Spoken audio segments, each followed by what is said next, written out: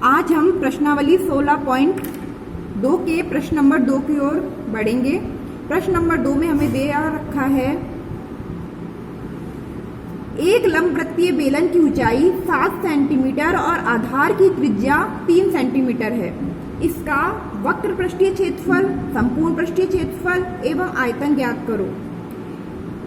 प्रश्न नंबर 2 में आपको कोई भी प्रश्न को घुमाकर नहीं दिया गया है, सीधे सीधे सूत्र का उपयोग करना है। जो सूत्र है उसमें दिए गए मानों को लगाना है। हमें दिया गया है प्रश्न में बेलन की ऊंचाई। बेलन की ऊंचाई को हम एच से व्यक्त करते हैं, जो कि हमें दे रखी है 7 सेंटीमीटर। और आधार की त्रिज्या यानी आर हमें दे रखी है 3 सेंटीमीटर। सबसे पहले हम निकालते हैं वक्र पृष्ठीय क्षेत्रफल। बेलन का वक्र पृष्ठ का क्षेत्रफल का सूत्र होता है 2 पाई आर एच। बस इस सूत्र में मान रख दीजिए, 2 की जगह 2, पाई का मान हम जानते हैं 22/7 होता है, आर का मान होता है 3 और एच का मान हमें दिया गया है 7। इन मानों को रखना है। यहाँ 7 से 7 कट गया और अंश में हमारे पास बचा 2 गुणा 22 गुणा 3। इन तीनों राशियों को गुणा करने पर हमारे पास आया 132 सेंटीमीटर स्क्वायर। अगला हमसे कहा गया है संपूर्ण पृष्ठीय क्षेत्रफल ज्ञात करने को। तो अब हम संपूर्ण पृष्ठीय क्षेत्रफल का सूत्र लगाएंगे। बेलन का संपूर्ण पृष्ठीय क्षेत्रफल का सूत्र होता है 2 pi r h plus 2 pi r square, जिसे हम इस रूप में भी व्यक्त करते हैं कि इन दोनों पदों में से 2 पाई आर कॉमन ले लें।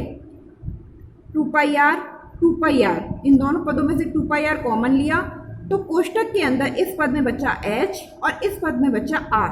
आप चाहे तो इसमें मान रखें, चाहे इसमें मान रखें, लेकिन मैं आपसे कहूंगी कि आप इस वाले रूप में मान रखना ज़्यादा प्रेफर करें। चलिए मान रखते हैं 2 की जगह 2, पाई का मान रखते हैं हम 22/7 और r का मान हमें दिया गया है 3 सेंटीमीटर, तो r की जगह रख दिया 3 सेंटीमीटर। कोष्टक h का मान हमें दिया गया 7 सेंटीमीटर, तो h की जगह रखा 7 सेंटीमीटर प्लस r का मान रखा 3 सेंटीमीटर, कोष्टक बंद, बराबर 2 की जगह 2 गुणा 22/7 गुणा 3। ये ऐसा कैसा उतार दिया और सबसे पहले कोष्टक को हल करा। मैंने आपको कई बार बताया है कि सबसे पहले आप कोष्टक को हल करें। यहाँ कोष्टक में हमें दिया गया है 7 + 3, 7 में 3 जोड़ा तो आया 10। अब आगे हल करते हैं। 2 की जगह 2 गुणा 22/7 गुणा 3 को 10 से गुणा करा तो 3 × 2 = 30। तो अंश में तो हमारे पास आ गया 2 गुणा 22 गुणा 30 और हर में हमारे पास है 7। अब अंश को गुणा कर लेते हैं। इन अंश के इन तीनों पदों को गुणा करा तो हमारे पास आया 1320, बटे की जगह बटा और हर में हमें दिया गया है 7। अब हम 1320 में जब 7 का भाग देते हैं तो हमें मिलता है 188 सेंटीमीटर स्क्वायर इसलिए क्योंकि हम यहाँ पर क्षेत्रफल ज्ञात कर रहे हैं। अगला पद है बेलन का आयतन। बेलन का आयतन ज्ञात करने के लिए हमारे पास सूत्र होता है पाई आर स्क्वायर एच। आपको कुछ नहीं करना है, बस इस सूत्र में इन सभी मानों को रखना है। पाई की जगह हमने रख दिया 22/7, आर का मान दिया गया है 3, तो आर यहाँ पे हमें दिया गया है आर स्क्वायर, तो हम यहाँ रखेंगे 3 गुणा 3, क्योंकि आर स्क्वायर का मतलब होता है आर गुणा आर। तो आर स्क्वायर का मान हमने रख दिया 3 गुणा 3। अब है एच का मान हमने रख दिया 7। अब देखिए यहाँ पे अंश में है 7 और हर में भी है 7, तो अंश और हर में 7 आपस में कट जाएगा और हर में तो कुछ नहीं बचेगा, लेकिन अंश में हमारे पास प्राप्त होगा 22 गुणा 3 गुणा 3। अब 22 गुणा 3 को जब हम आपस में गुणा करते हैं तो हमारे पास मिलता है 198। अब यहाँ पे हम इकाई लिखेंगे सेंटीमीटर क्यूब, क्योंकि हमें आयतन ज्ञात करने को कहा गया है और आयतन की इकाई होती है घन सेंटीमीटर, घन में होती है। अब हम बढ़ते हैं अगले सवाल की ओर। अगला सवाल है प्रश्न नंबर 3। अब हम बढ़ते हैं प्रश्नावली 16.2 के प्रश्न नंबर 3 की ओर। प्रश्न नंबर 3 में हमें दिया गया है एक बेलन के सिरे का क्षेत्रफल 154 सेंटीमीटर स्क्वायर है तथा इसकी ऊंचाई 21 सेंटीमीटर है, तो बेलन का आयतन एवं वक्र पृष्ठ का क्षेत्रफल ज्ञात करो। देखिए इस प्रश्न में आपको दिया गया है बेलन के सिरे का क्षेत्रफल। जब आपके पास कोई सिलेंडर है घर में तो आप बताओ इसका जो एक सिरा है वो किस आकृति का होता है। देखिए जो बेलन का जो आधार या सिरा है, उसका आधार भी बोल सकते हैं, वो एक वृत्त की आकृति का होता है। और हमें दिया गया है बेलन के आधार या सिरे को हम आधार में ले रहे हैं, बेलन के सिरे या आधार, और आधार कैसा होता है इसका, वृत्त का क्षेत्रफल हमें दिया गया है 154 सेंटीमीटर स्क्वायर। वृत्त के क्षेत्रफल का सूत्र क्या होता है, पाई आर स्क्वायर। ठीक है, तो अब आप मान के चलें कि जब वो बेलन के सिरे का नाम ले तो आपको उसका मतलब बेलन के आधार से निकालना है, और बेलन का आधार वृत्त की आकृति का होता है। अगला वो हमें कह रहा है, और बेलन की ऊंचाई हमें 21 सेंटीमीटर दी गई है। ऊंचाई को हम h से प्रदर्शित करते हैं, जिसका मान हमें प्रश्न में दिया गया है 21 सेंटीमीटर। अब वह हमें बेलन का आयतन और वक्र पृष्ठ का क्षेत्रफल ज्ञात करने के लिए कह रहा है। सबसे पहले हम बेलन का आयतन लेंगे। बेलन के आयतन का सूत्र होता है पाई आर स्क्वायर h। अब देखिए हमें बेलन के आधार का क्षेत्रफल का मान दिया गया है 154, और बेलन का आधार होता है वृत्त की आकृति का, और वृत्त का क्षेत्रफल होता है पाई आर स्क्वायर। इसका मतलब हुआ हमें पाई आर स्क्वायर का मान दिया गया है 154 सेंटीमीटर।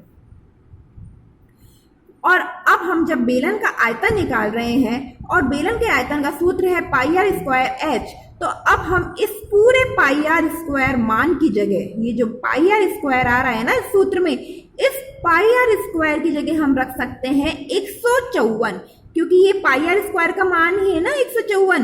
तो इस पूरे पाई आर स्क्वायर की जगह हम रख देंगे 154, और h का मान हमें दिया गया है 21, तो h की जगह रख दिया 21।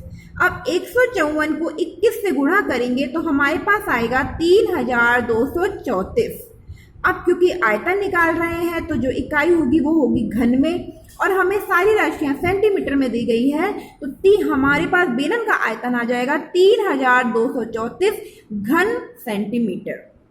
बेलन का तो आयतन निकल गया। अब हमें क्या निकालना है, बेलन के वक्र पृष्ठ का क्षेत्रफल।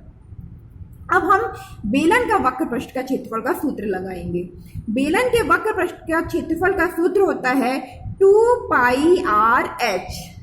अब जो मान पता है पहले उन मानों को रखें, जो नहीं पता उनको ज्ञात करें। तो देखिए हमें बेलन में के इस वाले सूत्र में, वक्र पृष्ठ के सूत्र में 2 पाई आर h में मान रखने के लिए केवल और केवल h का मान पता है। h बराबर 21 सेंटीमीटर, केवल यह पता है। हमें यहाँ पे 2 और पाई के भी मान पता है, लेकिन हमें r का मान नहीं पता। 2 और पाई का मान तो आपको पता होता ही है हमेशा, लेकिन प्रश्न में हमें यहाँ पर केवल h का मान दिया गया है 21 सेंटीमीटर, r हमें नहीं दिया गया है। जब तक r हमें पता नहीं होगा हम बेलन का वक्र पृष्ठ का क्षेत्रफल ज्ञात नहीं कर पाएंगे। अब ये r कहाँ से ज्ञात करें, तो जो प्रश्न में दिया होगा वहीं से ही हम इस r को ज्ञात करेंगे। प्रश्न में हमें दिया गया है वृत्त का क्षेत्रफल। वृत्त का क्षेत्रफल यानी पाई आर स्क्वायर का मान दिया गया है। इसी पाई आर स्क्वायर के मान का उपयोग करके आपने बेलन का आयतन निकाला था। इसी पाई आर स्क्वायर के सूत्र का और मान का उपयोग करके हम r का मान निकालेंगे, और जब हम r का मान निकाल लेंगे तो इस सूत्र में रखकर हम वक्र पृष्ठ का क्षेत्रफल ज्ञात कर लेंगे। तो रखते हैं, हमें दिया गया है वृत्त का क्षेत्रफल पाई आर स्क्वायर का मान हमें दिया गया है 154 सेंटीमीटर स्क्वायर। तो पाई आर स्क्वायर बराबर रखा है 154। अब चलिए मान रखते हैं, पाई की जगह रखा 22/7, आर स्क्वायर का मान नहीं पता तो आर स्क्वायर की जगह आर स्क्वायर बराबर 154।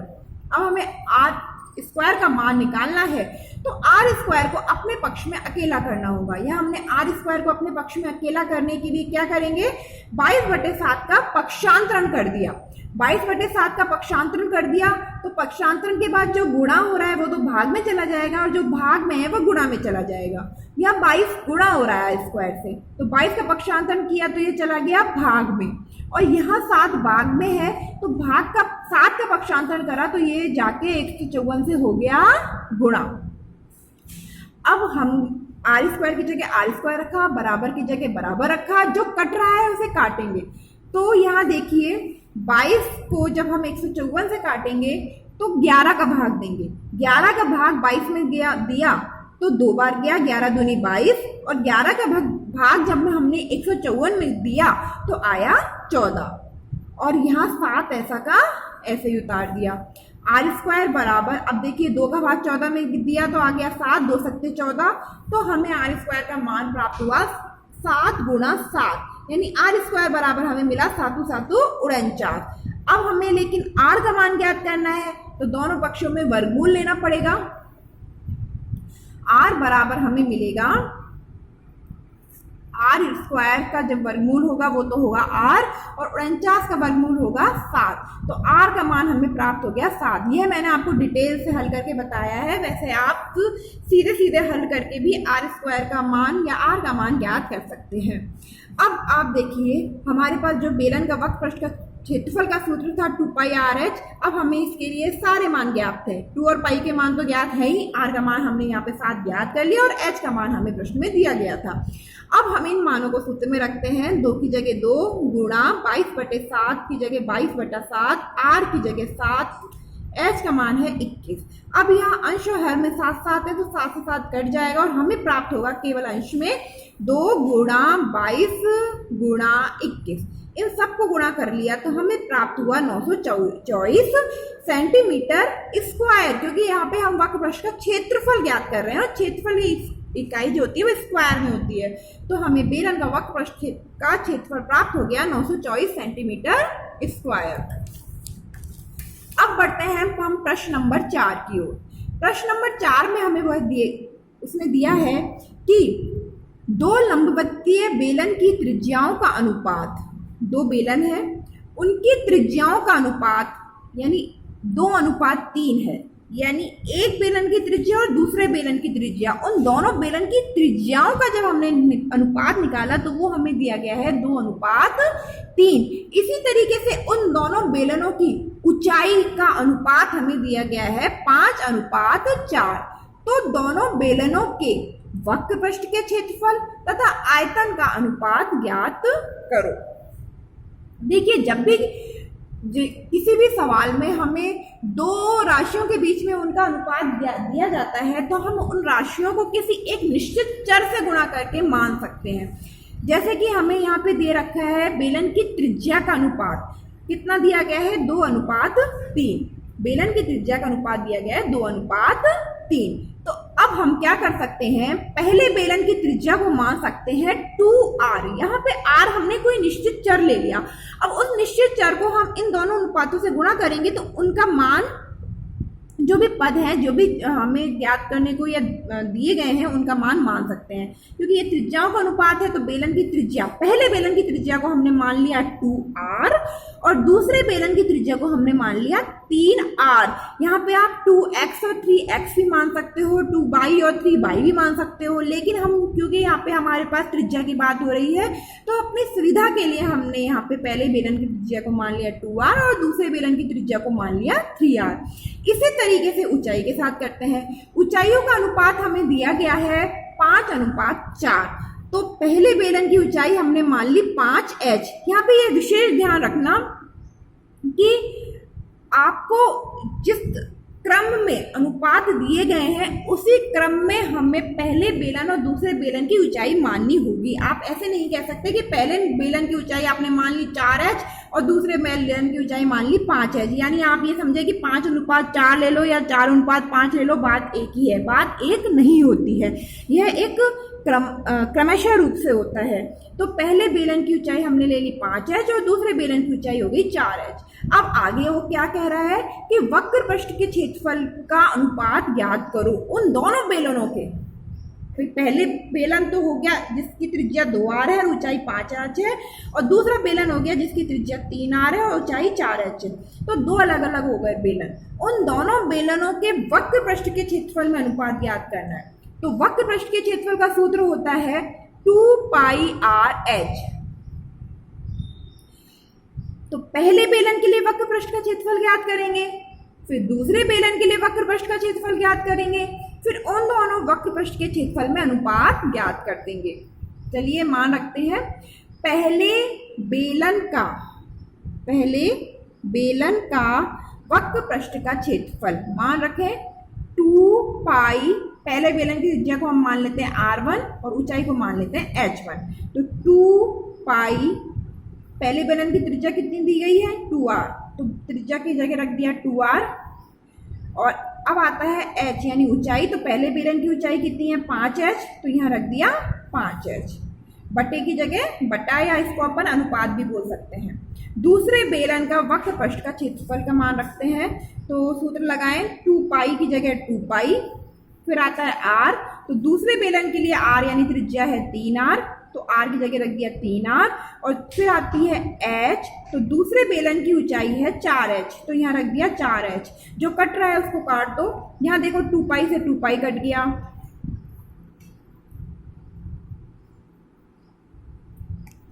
ये देखिए यहाँ 2 पाई से 2 पाई कट गया, r से r कट गया, h से h कट गया, तो हमारे पास अंश में तो बचा, देखिए केवल क्या बचा है 2 और 5, तो हमने यहाँ लिख दिया 2 गुणा 5। और हर में हमारे पास बचा 3 और 4, तो हमने यहाँ लिख दिया 3 गुणा 4। अब इनको गुणा करते हैं, तो देखिए यहाँ पे फिर से इस 2 से, अंश में जो ये 2 है ना, इससे ये हर वाला 4 कट रहा है 2 बार, 2 एकम 2, 2 दूनी 4, तो फिर क्या बचा बराबर में, अंश में केवल बच गया 5 और हर में हमारे पास बच गया 3 गुणा 2। इसके बाद अंश में तो गुणा करने के लिए कुछ नहीं है, तो अंश में तो रह गया 5 और हर में हो गया 3 दूनी 6। तो यानी कि वक्र पृष्ठ का क्षेत्रफल का जब हमने अनुपात निकाला पहले बेलन और दूसरे बेलन के बीच में, तो अनुपात आया 5:6। अब हमें आगे प्रश्न में कह रहा है कि उनके आयतन का अनुपात भी ज्ञात करो। तो आयतन का अनुपात ज्ञात करने के लिए पहले बेलन का आयतन बट्टे या अनुपात, इसको अनुपात भी बोल सकते हैं, बट्टा भी बोल सकते हैं।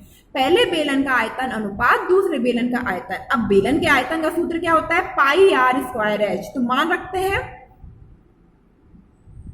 देखिए पाई की जगह हमने रख दिया पाई r स्क्वायर। अब पहले बेलन के लिए त्रिज्या यानी r का मान कितना है 2r, तो हमने यहाँ लिख दिया 2r का होल स्क्वायर। फिर है h, तो पहले बेलन के लिए h है 5h, तो इस तरीके से पहले बेलन के सारे मान रख दिए। अब हम दूसरे बेलन के मान रखेंगे। दूसरे बेलन के लिए सूत्र लगाते हैं, तो पाई की जगह पाई r स्क्वायर। अब दूसरे बेलन के लिए त्रिज्या क्या है 3r, तो यहाँ पे लिखेंगे 3r का होल स्क्वायर। फिर है h, तो h का मान कितना है 4h, तो ऊंचाई की जगह हमने रख दिया 4h। इस तरीके से अब इनको हल करेंगे। देखिए यहाँ पाई से पाई कट गया। अब 2r के होल स्क्वायर को हल करते हैं, तो 2r के होल स्क्वायर में 2 का भी स्क्वायर करना होगा, r का भी स्क्वायर करना होगा। 2 का स्क्वायर हो जाएगा 4 और r का स्क्वायर हो जाएगा r स्क्वायर। 5s तो सिंपल जैसा है वैसा ही लिख देंगे। इधर देखो 3r का होल स्क्वायर करते हैं, तो 3 का होल स्क्वायर हो जाएगा 9 और r का होल स्क्वायर हो जाएगा r स्क्वायर। फिर यहाँ 4h जैसा कैसा लिख देंगे। अब देखिए यहाँ r स्क्वायर से r स्क्वायर कट गया, h से h कट गया, तो हमारे पास प्राप्त हुआ अंश में 4 गुणा 5 और हर में प्राप्त हुआ 9 गुणा 4। अब यहाँ अंश में भी 4 है, हर में भी 4 है, तो इस 4 से ये 4 कट जाएगा और हमारे पास प्राप्त होगा अंश में तो 5 और हर में 9। इस तरीके से दोनों बेलनों के आयतन का अनुपात हमें मिल जाएगा 5:9। Thank you.